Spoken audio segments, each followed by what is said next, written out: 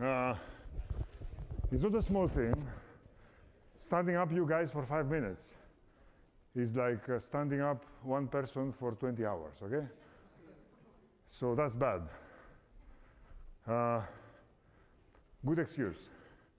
I was talking to a prospective freshman about Berkeley, and I got carried away, okay? So, could be worse. Could be running uphill, you know? So, at least I run downhill, okay? So. All right. I guess I didn't say sorry about that, did I? Sorry about that, okay.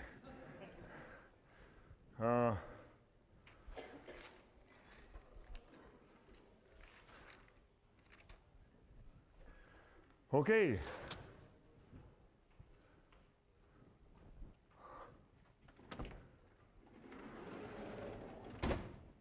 Now, anybody cares to tell me what was the subject we were talking about?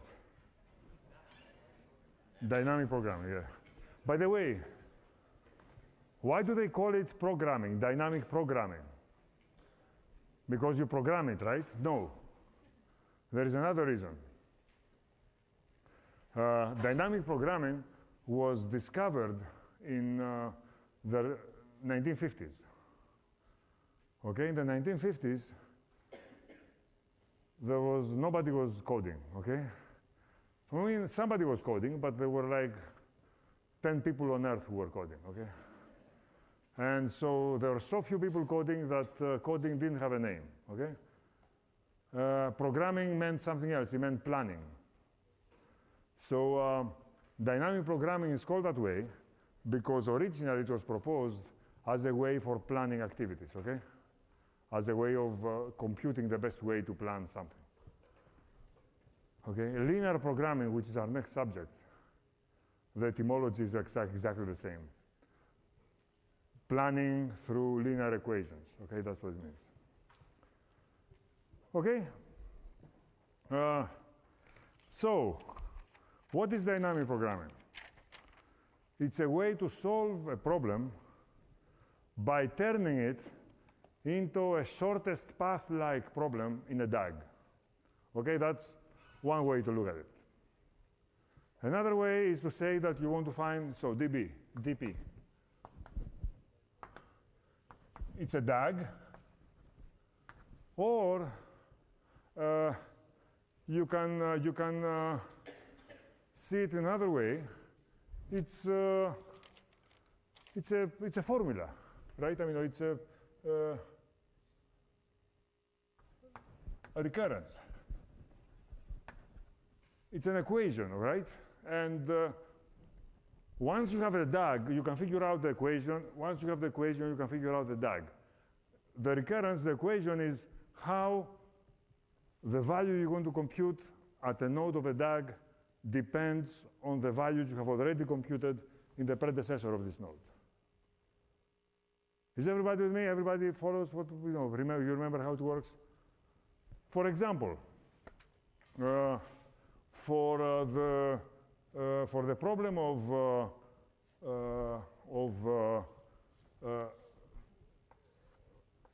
eddy distance, the DAG was this huge square DAG, which had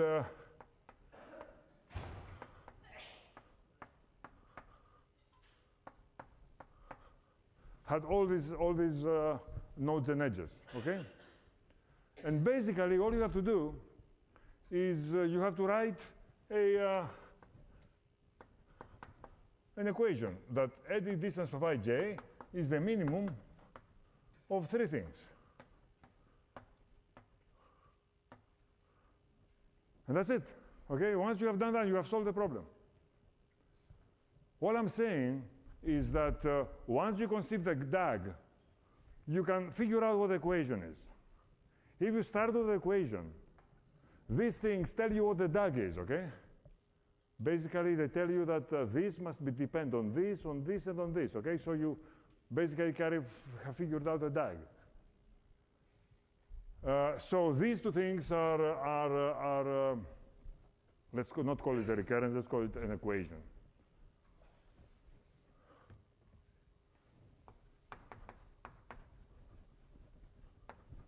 I don't know what's a better name for it, okay? Cool.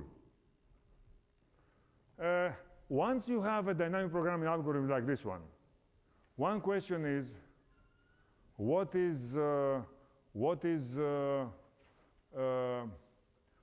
time requirements? How much time does it take? You look at the DAG.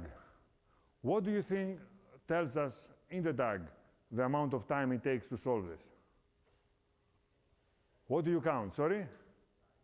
The size. What do you mean by size? The number of edges is the right answer. You see why? Because basically, for each one of these, you have to go back to this, this, and this, right? And take the minimum. So these are edges of the DAG. They go from this to this, and from this to this, and from this to this. 3 edges. So every node has 3 edges. So the complexity of this is 3 times the nodes, okay? Now, we are only interested in order, big O, but so 3 is not important here, but it could be important in something else, right? Somewhere else, if you depend on many. Actually, we'll see one such example today. Yeah. Sorry? The edges? No, because you see, a good question. So he says, because you see, to compute this node, I only look at the edges that go into this node. So there can be no other node that the same edge goes in, right? So they don't overlap. So the edges is the most accurate measure for the time. So time equals edges. Incidentally, parallel time is what? What is the parallel time? How much parallel time does this take? What do you say? Yeah? I don't think so. But you know, when the question is about parallel time, that's a good guess. By looking at the DAG, what can you tell about parallel time? Sorry? What do you say?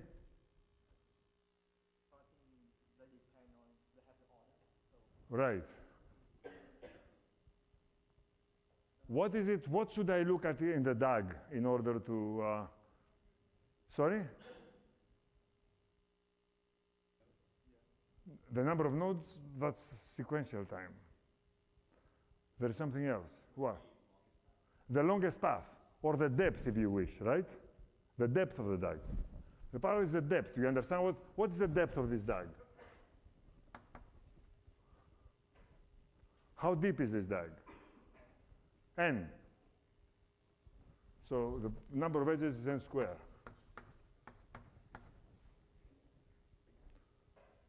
Any questions? Everybody's following? You understand what I mean by depth? Yeah. So basically, it says the following, that no matter how many processors I have, to compute this, I must first compute this in a previous time step.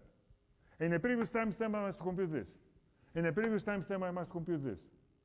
Therefore, to compute this, I must have computed n things first. Previous time, previous time, previous time, previous time. So the depth is an accurate measure of how difficult this problem is to solve in parallel. Okay, so how about memory? That's a tricky one. Yeah? Right, yeah, so imagine that we have two strings that are both about n. Right. Yeah, thanks, yeah. Usually you say m times n, but I said let's simplify it to n and n, yeah. Sorry, the number of, it's an n by n grid, okay? The number of the number of letters in the strings, the number of letters in the string you want to compare, n.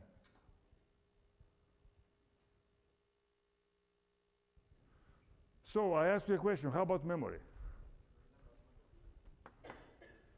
One way to say is the number of vertices.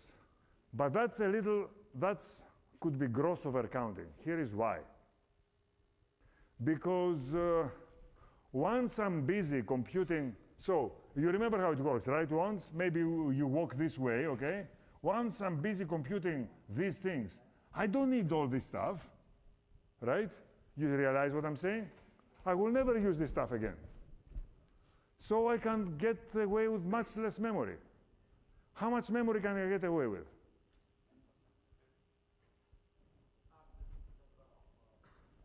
I think I can only keep one row, right? Or one column. If I keep one row, I think I'm okay. Then I fill in this row, and then I forget about this row.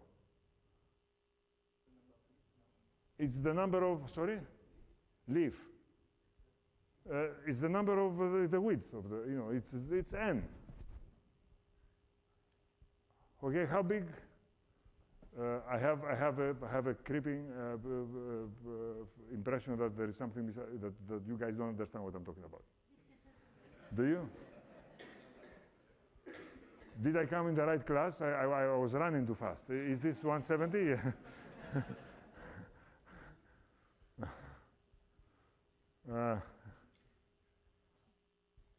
Okay. Well, you see, you know what I'm talking about? The memory, okay, if you want to compute these guys here, the row, one row after the other, okay, all you need to remember is the previous row. Okay, you don't need to remember all the previous rows because you will never need them again. You have already used them. Everybody sees that? So, but in a general DAG,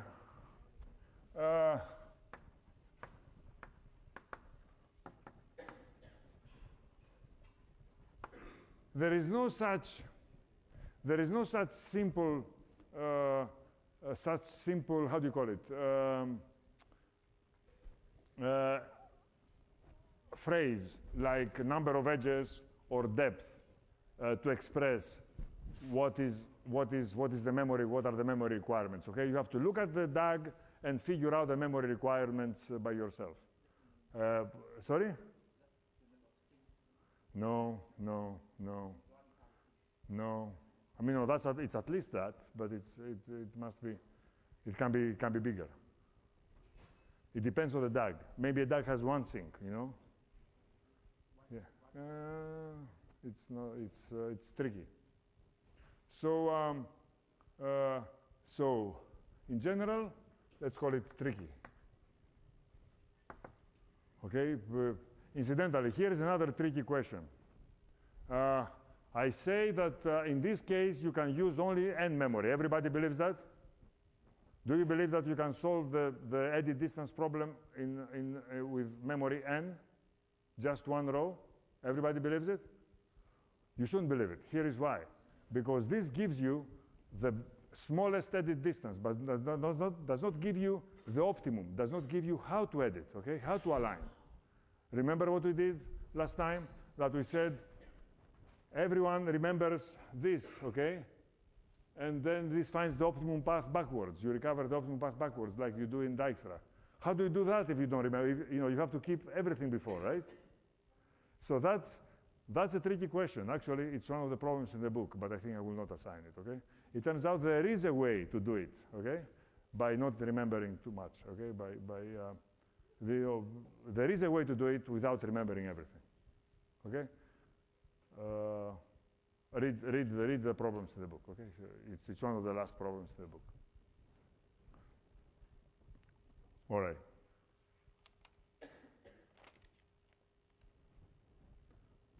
Any questions? So we had started talking about another problem, another famous problem, the knapsack problem.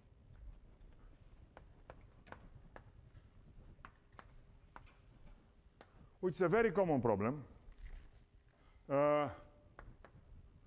And I'll remind you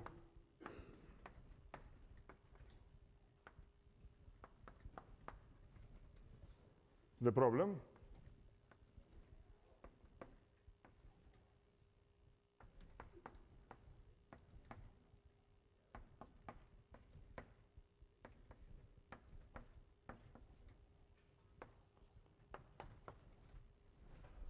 You have a knapsack that has a given weight. Of course, it's going to be a small number, but imagine that W is like in the billions, okay? And you have many items. Suppose you have several thousands of them.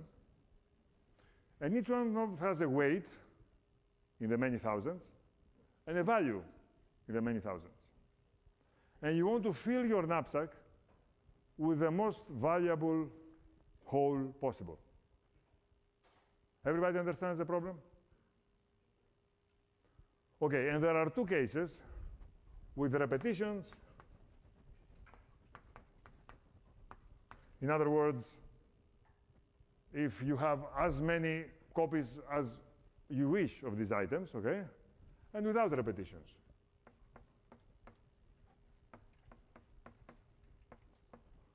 And you're going to give algorithms that solve both problems, okay?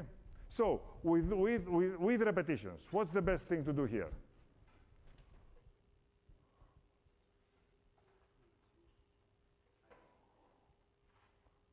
Get a lot of number twos, right?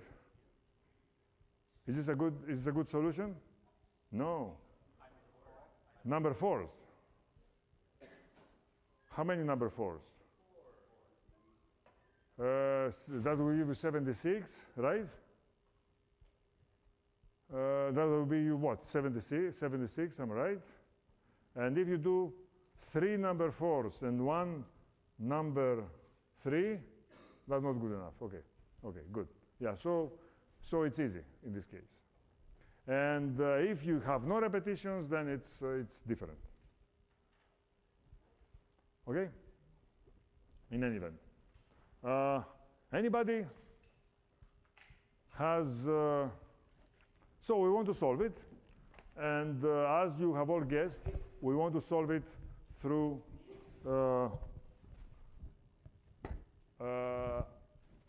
dynamic programming, and therefore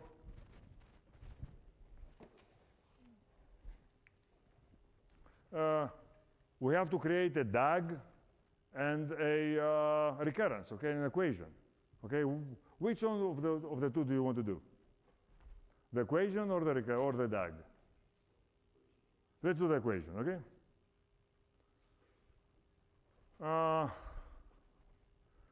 So, first of all, let's call it K. So, K of W equals the largest possible value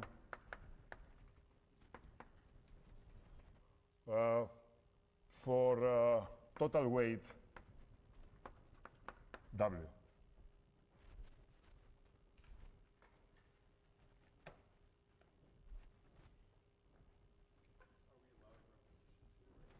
We are, let's see, what do I, yes, we are allowing repetitions, yes.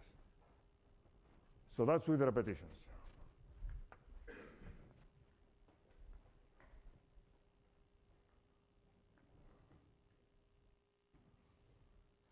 Do that make sense?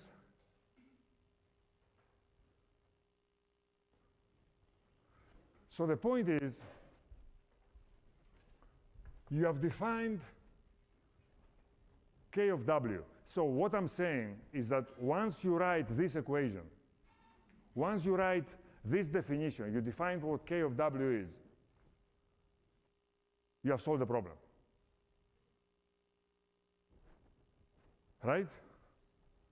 You have solved the problem. So you are looking to write a definition, K of W, that has two properties. One, it can be computed from simple subproblems, number one. And number two, if you compute it for everything, you have solved your problem. You have your answer. Is everybody following? So, and I claim that this is the right definition. It has both properties.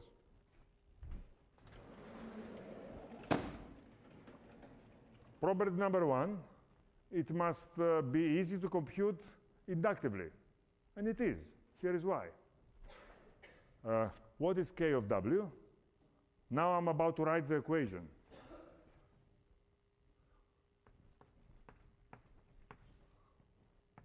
Is the max over all items of K of W minus Wi plus Vi.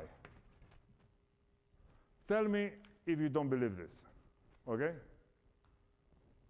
How am I going to find the greatest value I can pack in a knapsack that has capacity W? This knapsack has many items there, okay? So let me take an item, let's call it item I, right, from that. If I take this out, then I have a knapsack with capacity W minus Wi. Okay?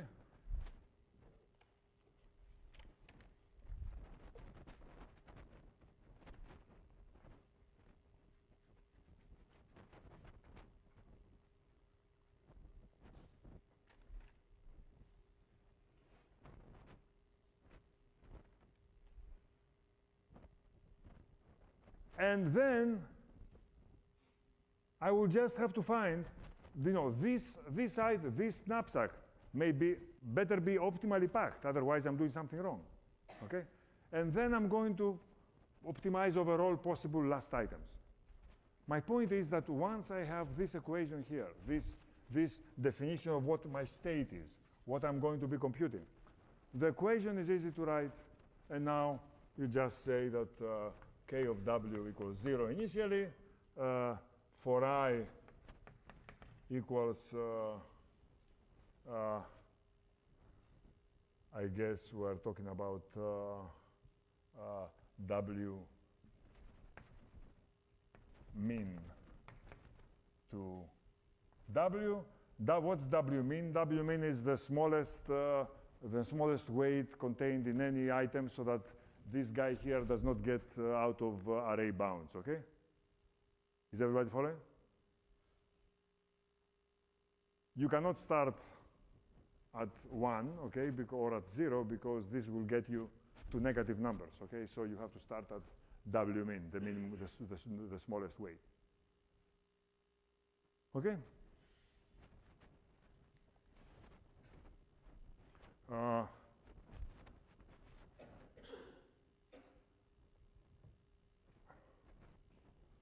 Okay, so let's say from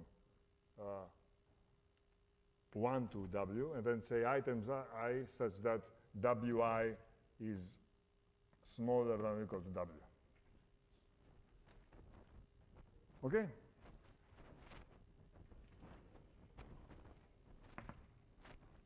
That's the easiest way to avoid array-bound problems. Yeah.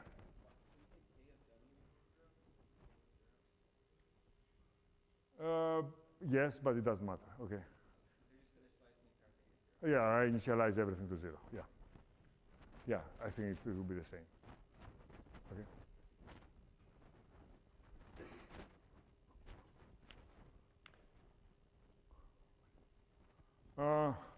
Incidentally, what is the DAG here? You want to do the DAG for this? What are the nodes? The nodes are these 10 nodes.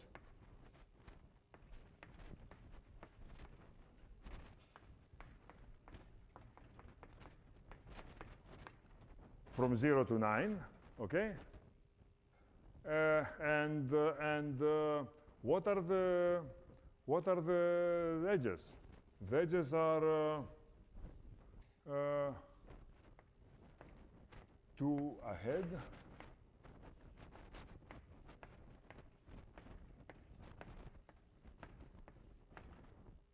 3 ahead,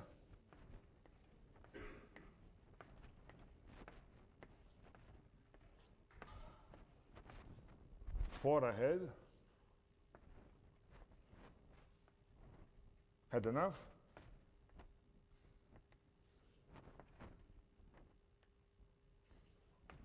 and 6 ahead, and so on. Give up? That's a DAG, right?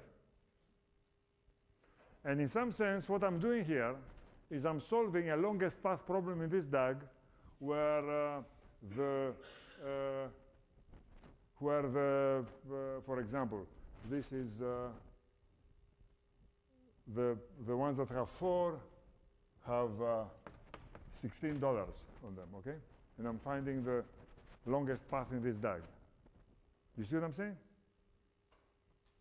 You can just put weights on these edges equal to the corresponding value of the item that has this weight. This has weight 4 because it jumps 4 nodes. So its value should be 16. And I'm trying to find the longest path in this DAG. Okay? So I'm trying to impress on you that dynamic programming, you can see it in many ways. And ultimately, one way, perhaps not the most informative, is as longest path or shortest path in a DAG. All right? Going all the way back to our beginnings. Any question? Okay. All right. So we have solved this. What happens knapsack with repetitions. And now we should go to knapsack without repetitions. And I want you to think for a while. What would my equation be? Remember, I want to do this. I want to write an equation like that, a definition like that, for the no repetitions case. This we solved. And I want you to think for a few minutes. What do I need to do? For all I know, this might be still good, okay? Or maybe I need to carry along some more information, okay? What do you think?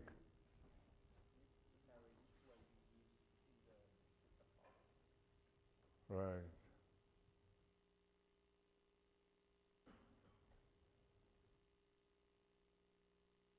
How do you do it?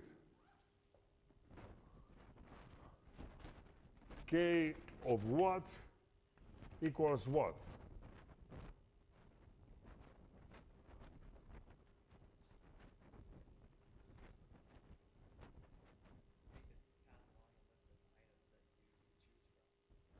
That you right.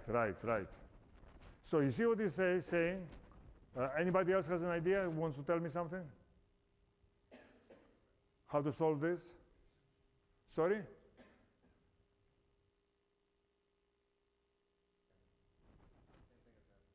Same thing. Okay. Same thing is an attractive idea. Why is it that it doesn't work? It doesn't work for the following reason. That suppose that you have arrived here, okay, and say, okay, I have some great value, I'm almost done, okay? And then you say, wait a minute, which items have I used?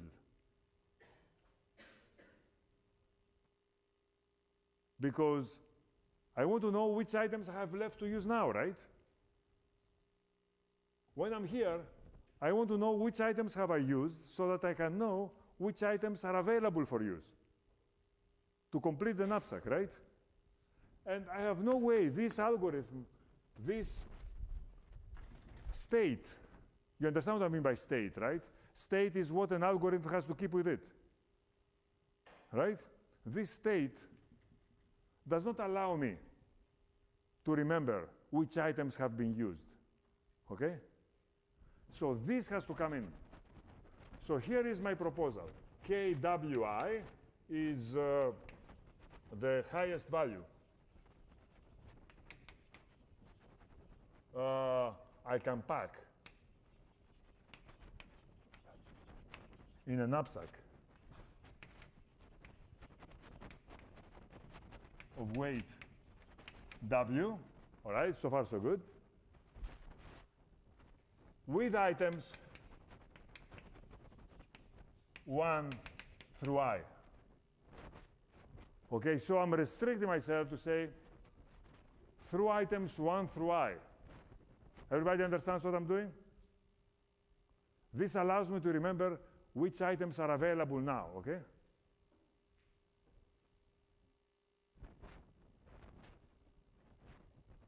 And now I can, once I have this, okay?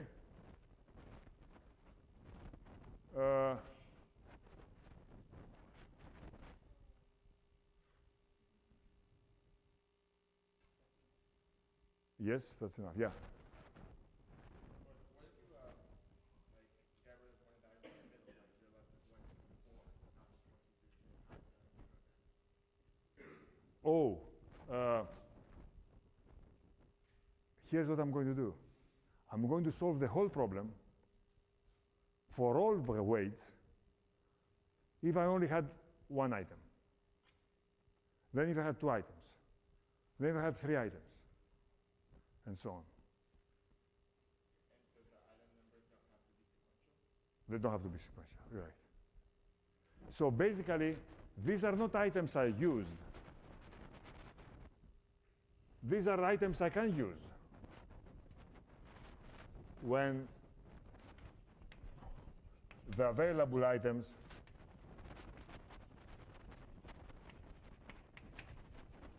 are 1 through n, 1 through I, okay? In other words, these are the available items. I don't have to use them, okay? But with these items, how good value can I get? And I'm going to look through I. So in the end, I'll have everything. All right, so we can write now the code, which is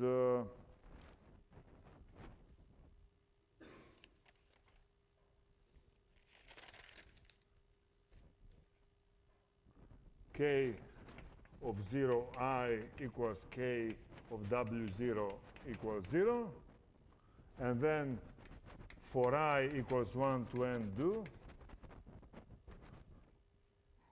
for w equals 1 to w, if wi greater than w, k wi is the max, sorry.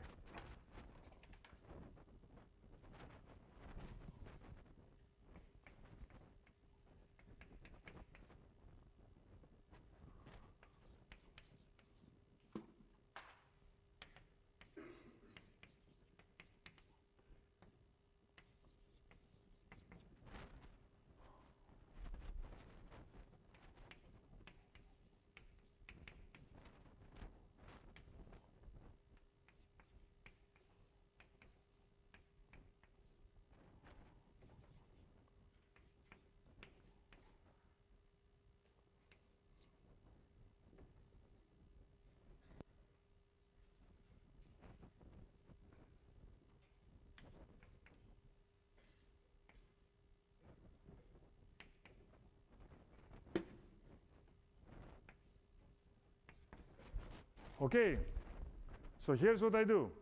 I initialize, make sure I initialize correctly, I think I did. And then I do the following. I go through every item. In other words, I say, tell me what you can do with item 1. That's easy. Oops.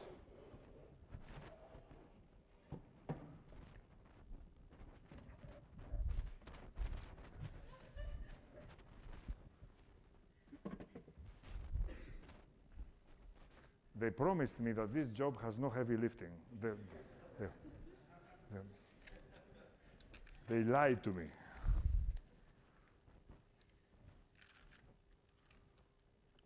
Okay?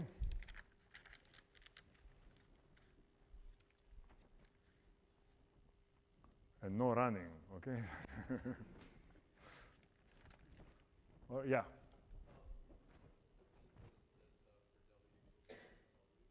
For W equals? Oh, I see. So this is capital W.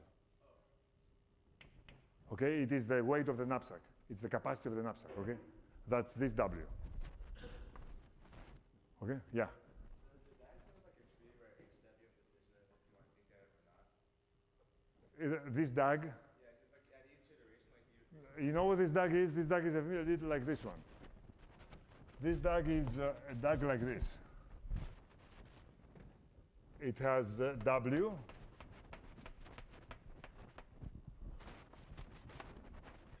capital W, right? Times n, the number of items. Okay, so you have n plus 1 layers. And basically, you are trying to find a longest path from here to there. And the point is that if you, this means that I take item, the first item, okay? This means I don't take the first item.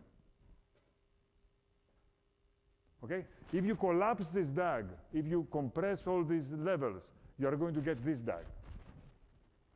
But now you need the extra information. You need which items you use and which you don't. Okay? And you are going to keep to keep a record of which items you use by saying that the way to go from here to there, either you go this way, in which case you use the ith item, or you go that way, in which case you don't use the ith item. Right? Do I make sense? That's the DAG. That's the state. That's the algorithm. Okay? If you have the state, you have the algorithm. If you have the DAG, you have the algorithm. Okay? Dynamic programming is just a search for the right concept, the right state, or the right DAG, whatever comes easiest to you. Yeah?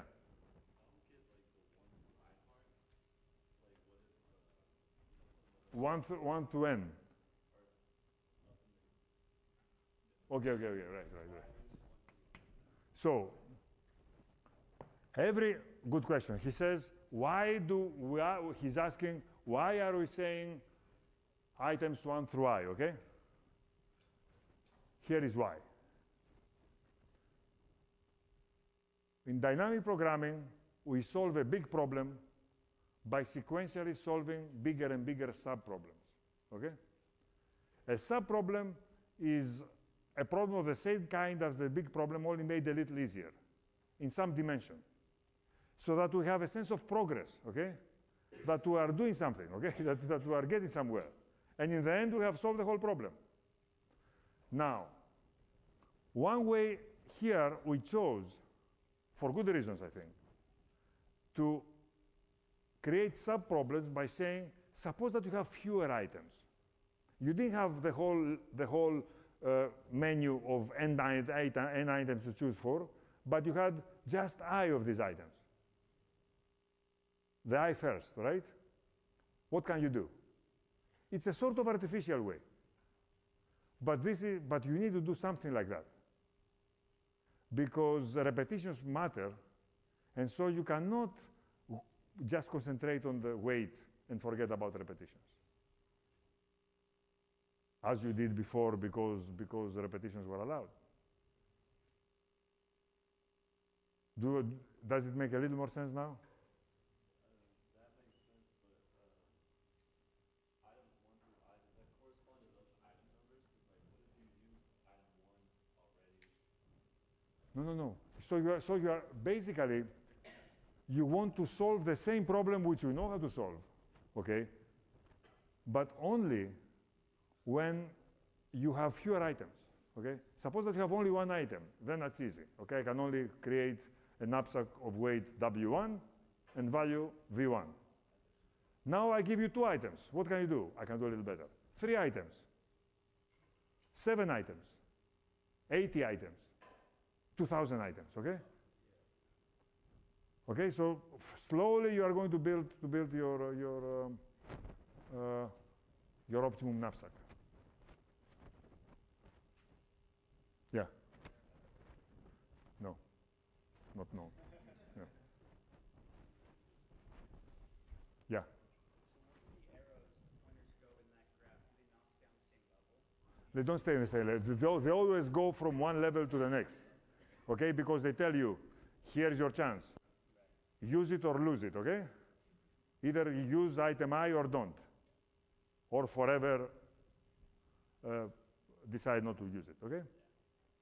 And if you don't use it, you go down. If you use it, you get some value, okay? You get some weight, okay? So you, yeah.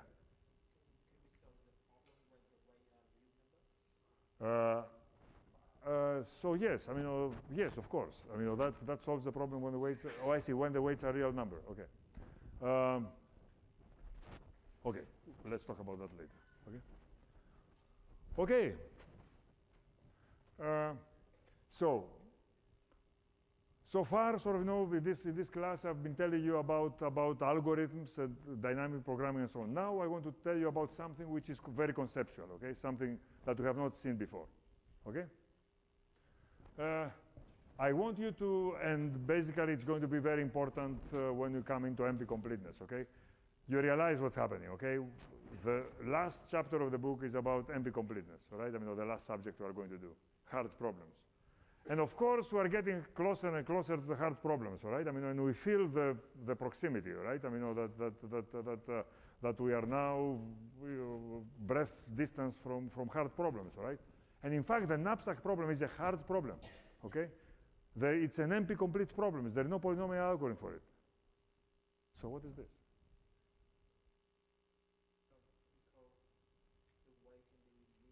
Right, okay. So let's see. What is the time requirement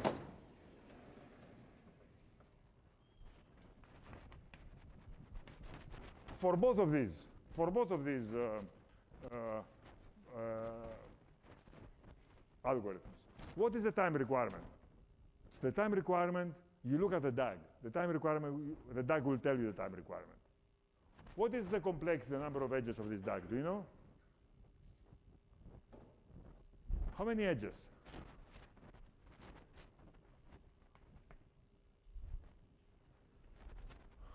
It has W nodes.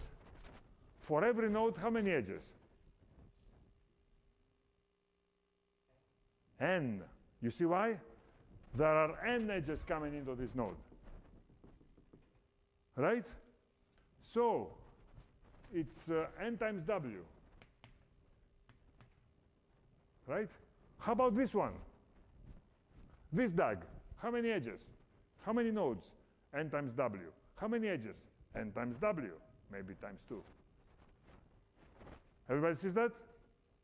Because here you only have one edge coming from here and one coming from above. You have 2 edges coming in every node. And this is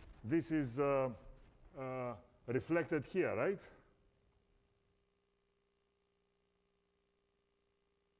Because you take the minimum of 1, 2 things. This means that there are 2 things coming into you, 2 edges coming into you.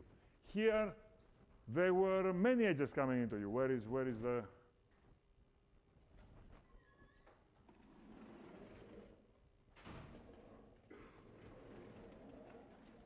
I know I wrote it somewhere.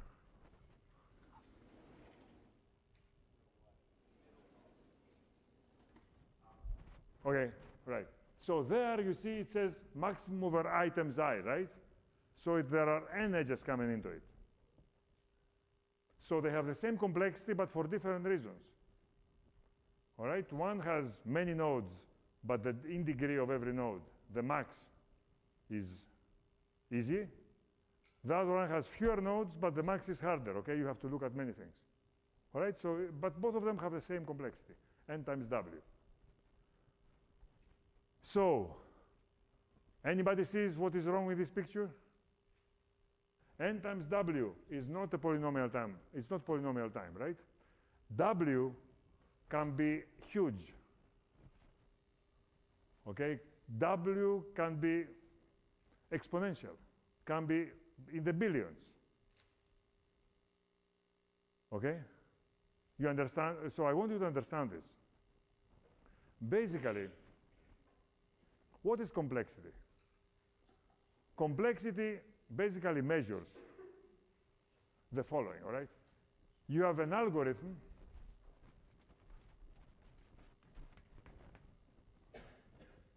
and somebody who provides input, okay? This person provides input to this person, all right? When is an algorithm good? An algorithm is good if, of course, this person can make this person work a lot more, okay? But in order for this person, for I to make A work more, I has to work much more also. Okay?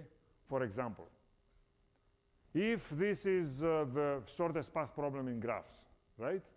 Dijkstra's algorithm. Imagine that this is Dijkstra's algorithm. I can make Dijkstra's algorithm work for trillions of cycles. How can you do that? I'll give it graphs that have billions of nodes. Get it? The only way that I can make Dijkstra's algorithm work for trillions of cycles is to give it graphs that have billions of nodes. Okay, I has to work very hard to make A work very hard. Let's compare it to that. If A is this algorithm, okay, I give it n equals 10, n equals 100, let's say, and w equals 10 to the 9, okay? Let's write it out. W equals 10 to the 8, all right? And now this guy has to work hard. If I want to make it work harder, what do? Much, much harder. Get it?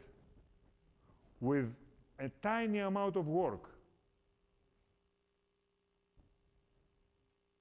This guy can make waste an incredible amount of time more. That's what an exponential algorithm is. This is an exponential algorithm. This. Why? Because W is a number. Numbers should not appear in the running time of a polynomial algorithm. The logarithm of numbers should appear, okay? For example, the number of bits in the number, as when we multiply two numbers, or if we take the GCD of two numbers, and so on, of two numbers, and so on. Is everybody with me? Very important point. Such algorithms are not polynomial algorithms. They are exponential algorithms, okay? But between you and me, they do have a saving grace, okay? They are nice algorithms. If W is small, they work fine. That's why they're exponential, and sometimes we call them pseudo-polynomial.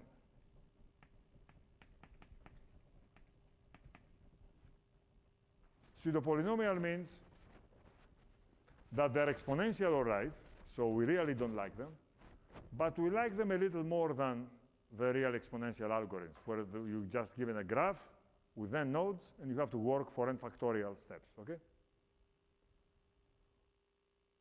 Because the complexity, the exponential complexity comes from numbers, okay? From the fact that you can represent numbers in binary, all right? So that's something that we're going to see again and again and again. But the bottom line is that this is a NP-complete problem. Knapsack is an NP-complete problem. No better algorithm is known than this. And yet, it does have a dynamic programming algorithm, which is the best algorithm known for Knapsack, by the way.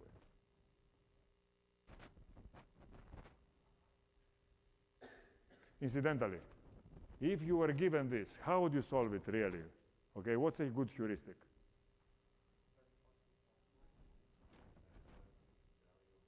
Right. So, exactly. So, basically, calculate value over weight, right?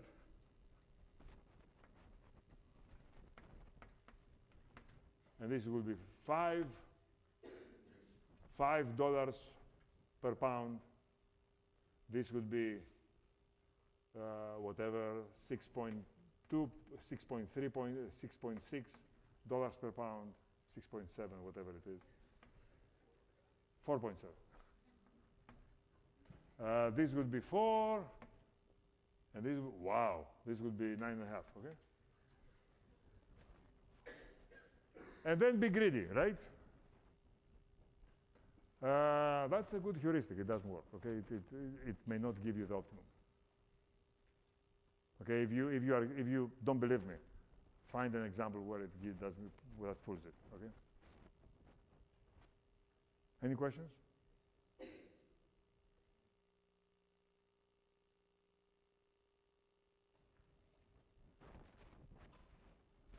Okay.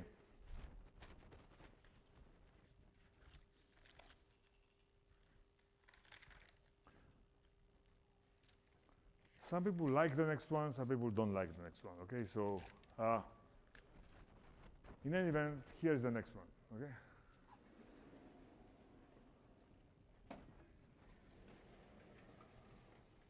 okay? It's an amazing, it's an example of an amazing family of dynamic programming algorithms, okay? Very useful, okay? You know, we are going to assign a couple of others, okay, that are solved in exactly the same way, okay? And it's the following.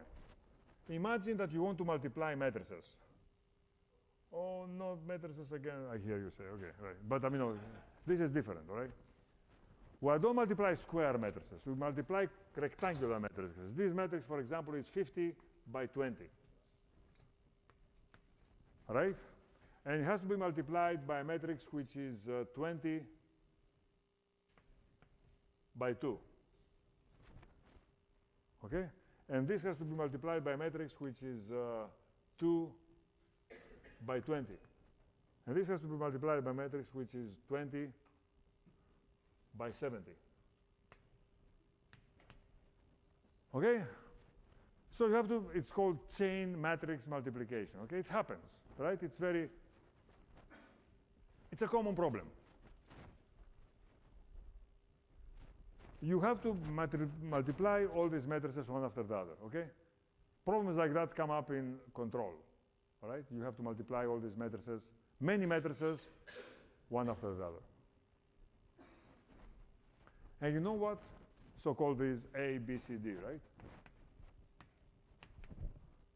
So let's see. The point is that there are many ways to do this. And they make a huge difference, okay? So let's see. Imagine that you do, let me actually do it here. Imagine you do it in the order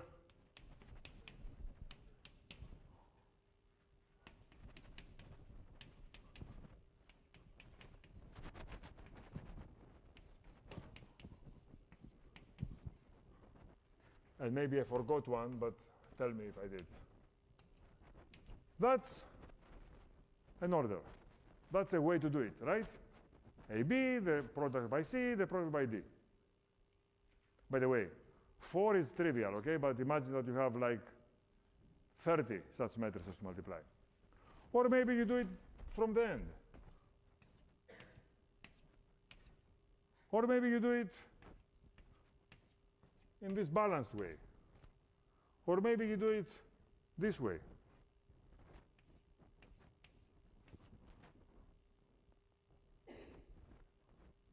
And there is another way also, maybe.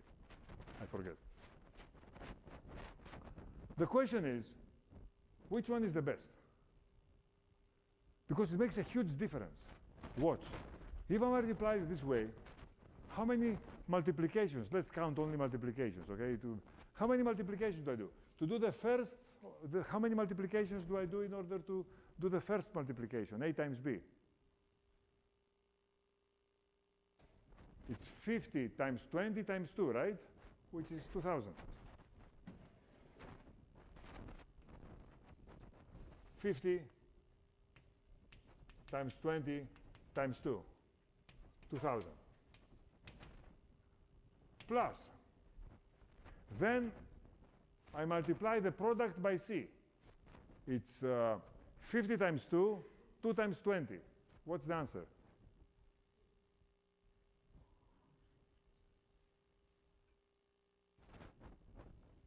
What's the next one? 50 times 2 times 20. Everybody sees that? Everybody believes me? If I multiply an A times B matrix times a B times C matrix, the number of multiplication is ABC. If all three are equal, it's A cubed. Okay? In other words, we do it the brain dead way, not Strassen, all right? Plus 2,000. Almost done. Plus what? We have to do a 50 times 20 times 70. I don't like this one. How much is it? It's 70,000.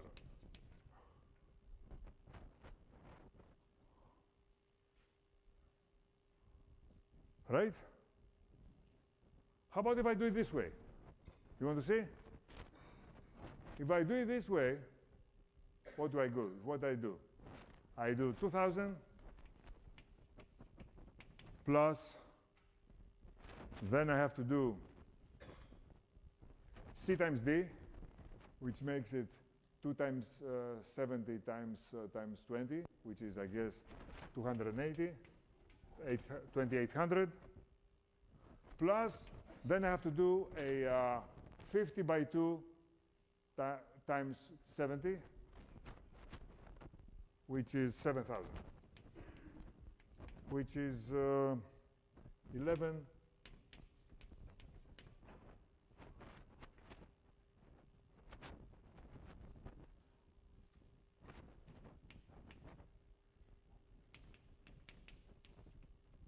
Compare. See my point? My point is that when I give you an expression, an arithmetic expression, and ask you to parenthesize it as you want, if it's numbers, if it's the product of numbers, there are no clever and stupid ways to parenthesize them, all right? If what you multiply is matrices, there are clever and stupid ways of parenthesizing them, right? And you will find the most clever one. Is this clear? What do you want to do? And how are you going to do it? How are you going to solve it? You guessed it. Okay? By dynamic programming. All right? Incidentally, there is another way to look at this.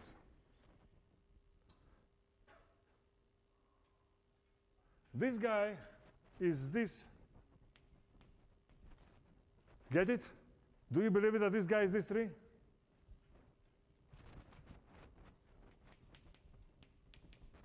And this guy is this tree.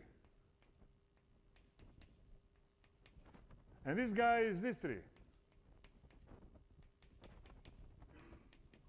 And this guy is whatever, this tree.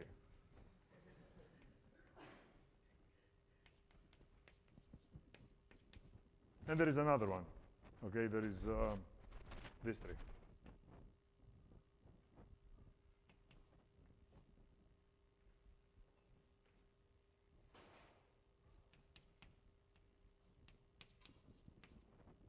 Okay?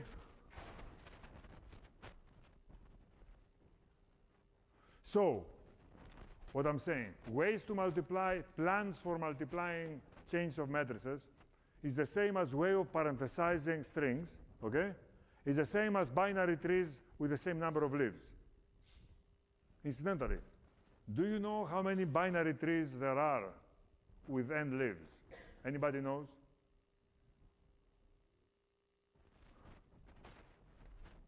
Number of binary trees with n leaves.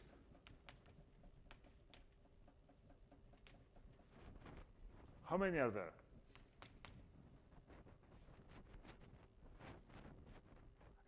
huge exponential number. Okay?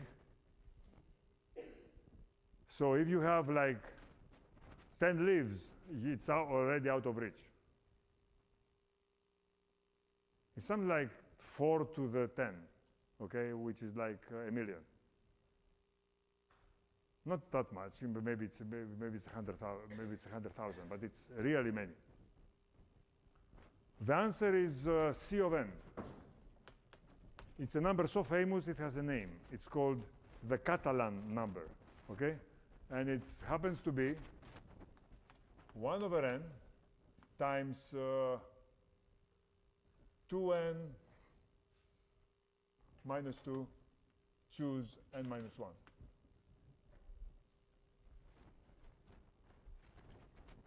And if you are interested in order of growth, it's theta of 4 to the n over square root of n. So it's square root of n is peanuts, okay? It's 4 to the n. It's huge exponential. Okay, famous number. It's called Catalan. I looked it up this morning. Belgian mathematician, okay, of the 20th century. Yeah. Sorry, for binary trees, number of binary trees. No. Yes, full binary trees. Yes. Yeah, full binary trees. Yes, right. Yeah. Oh, full binary. Full binary trees means you don't, every node is either is a leaf or it has two. Okay, two children. Basically, it's expressions. Think of them as arithmetic expressions. Okay. Ways of parenthesizing strings. Okay, that's what it is. It's the same thing. So let's make so for n equals 4, how many solutions do we have? We have 6, I think. Why? Because it is 1 over 4 times 6 choose 4, so choose 3. 6 choose 3 is 4 times 5. No, it's 5. Okay, so we have them all. No, there is a fifth one. Okay, so 5. Cool. Yeah, 1, 2, 3, 4, 5. These are all the trees. Cool. Okay. Now watch, okay? Because I want you to understand this. It's a dynamic programming algorithm a little different than we have seen up to now. How do you find the best tree? Okay, how do you start? In dynamic programming, you must, in order for dynamic programming to work, you must find sub-problems, okay? So that in order to solve the problem, you must have optimally solved before all the other sub-problems. What are the sub-problems here? You want to find the best tree, right? What is the natural sub-problem? The best subtree, right? So in order to find this, you must first have found how to do ABC, but also A and B, but also BCD, but also CD, but also AB. Oops, but also BC. Get it? Doesn't have to be a prefix or a suffix. Can be anything. Can be any substring. Right? You get it? All right, so that's it. Once we have made such a decision, what state do we want to carry with us? We have solved the problem. You have to write the equation, and then the code writes itself. Let's see. Let's do it for this non-trivial case.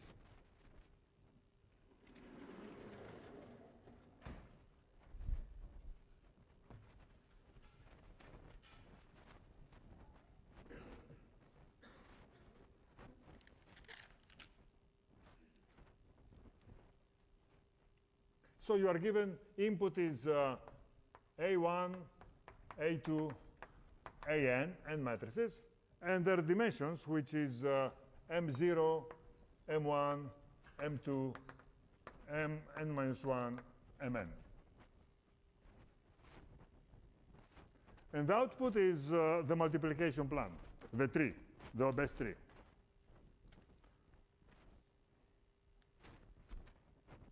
And here is my state. M of ij is the smallest number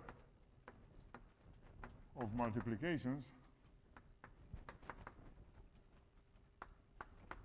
to multiply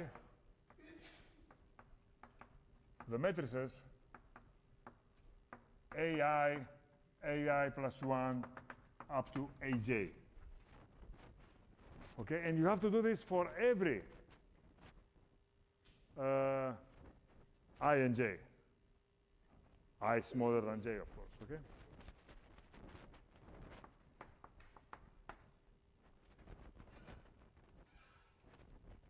These are state. Believe me, there is nothing more to it. We have solved the problem. Here is how, let's just stay here, and I'm going to write it somewhere else.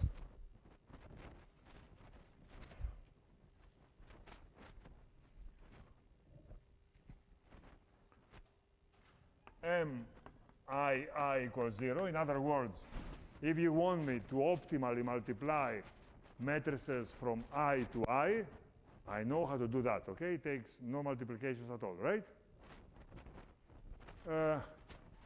And then for S equals 1 to n minus 1, S equals j minus I.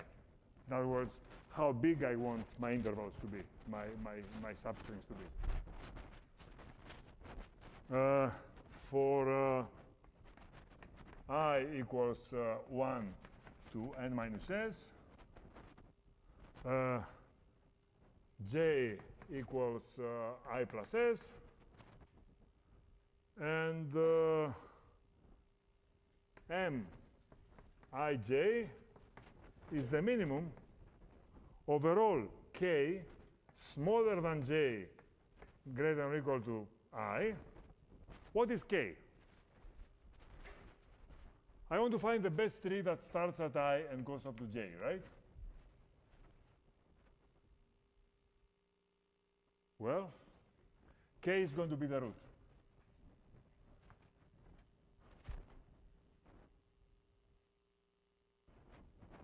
And basically what I'm going to say is I'm going to say the minimum to multiply from I to k, basically everything, sorry, ak is going to be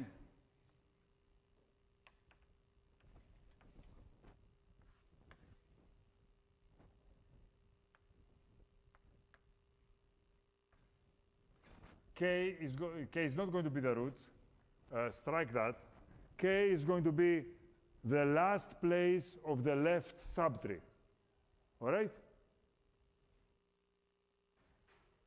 So there's going to be a root. The last multiplication is going to be between this and this product, and k is going to be my pivot, where the left subtree stops, plus the time it takes to multiply for k plus 1 to j, plus the time it takes to do this last multiplication here, which is, we know what it is. It's m minus 1 times mk times mj. And that's it.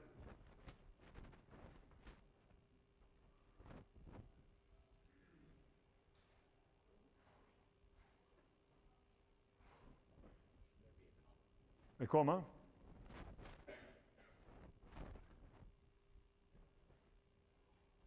Over its minimum with, for all values of k. That's what it means. Minimum with subscript, okay? It's different from minimum of two things.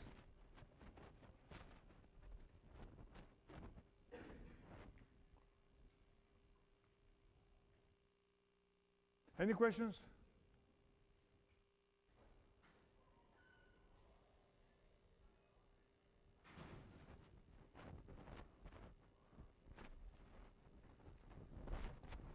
So this is, you know, the most sophisticated dynamic programming algorithm we'll see. Okay, why it has a weird, but actually it turns out to be very useful, DAG. What is the DAG? You know what the DAG looks like? I'll draw the DAG for you. The DAG looks like that.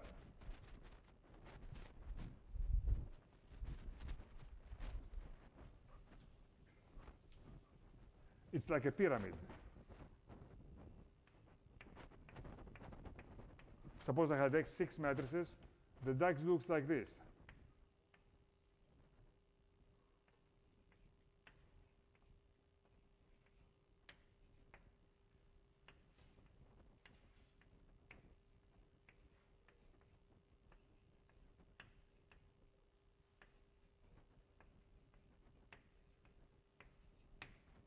Okay?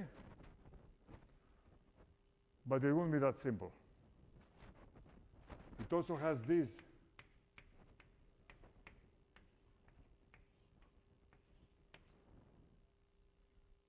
Okay? So everything goes, has all these edges, okay? Its total number of edges is not n squared that will be here, it's n cubed. Why is it n cubed? Think about it. This is n squared, and this is another n. You see what I'm saying? Here is where the cubed comes from. The cubed comes from the 3 nested loops. But you see 2 nested loops only, right? Well, that's a nested loop also. Right? You get it? N cubed.